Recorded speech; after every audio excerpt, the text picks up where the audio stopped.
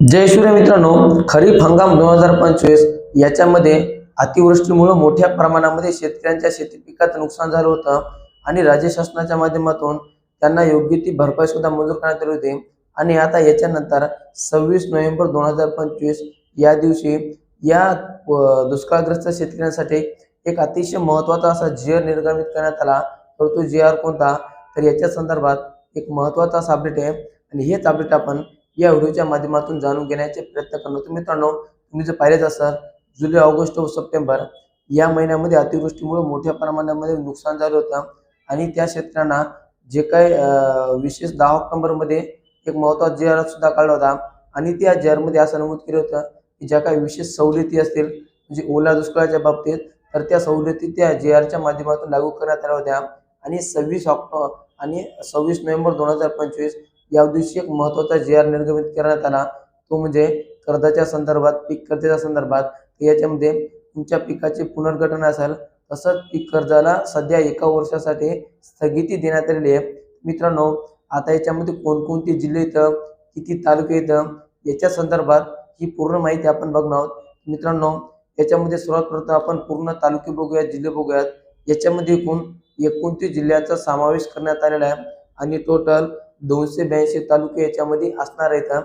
येथील सर्व शेतकऱ्यांना आता 1 वर्षासाठी पीक कर्जासाठी स्थगिती देण्यात आलेली आहे आणि राज्य शासनाच्या माध्यमातून बँकांना अशा प्रकारच्या नोटिसा सुद्धा देण्यात आलेल्या आहेत।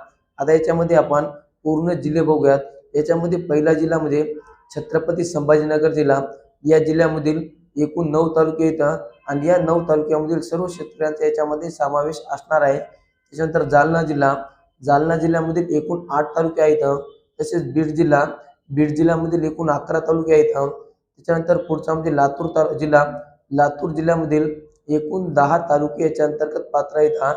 तसेच धाराशिव जिल्ह्यामधील 8 तालुके, नांदेडमधील एकूण 16 तालुके, तसेच परभणीमधील 9 तालुके, त्याच्यानंतर हिंगोलीमधील 5 तालुके, बुलढाणा जिल्ह्यामधील 13 तालुके, अमरावतीमधील 14 तालुके, अकोलामधील 7 तालुके, वाशिममधील 6 तालुके, यवतमाळ जिल्ह्यामधील 6 तालुके, यवतमाळ जिल्ह्यामधील 16 तालुके, त्याच्यानंतर वर्धा जिल्ह्यामधील 8 तालुके, नागपूर जिल्ह्यामधील एकूण 13 तालुके, तसेच भंडारा जिल्ह्यामधील 7 तालुके, गोंदिया जिल्ह्यामधील 8 तालुके, तसेच चंद्रपूर जिल्ह्यामधील 14 तालुके, त्याच्यानंतर गडचिरोली जिल्ह्यामधील एकूण 12 तालुक्याचा समावेश याच्यामध्ये असणार आहे। त्याच्यानंतर पालघर जिल्ह्यामधील एकूण 4 तालुके आहेत। तसेच नाशिक जिल्ह्यामधील 15 तालुके आहेत। धुळे जिल्ह्यामधील एकूण 3 तालुके आहेत। तसेच जळगावमधील 13, अहिल्यानगर जिल्ह्यामधील एकूण 14 तालुके आहेत।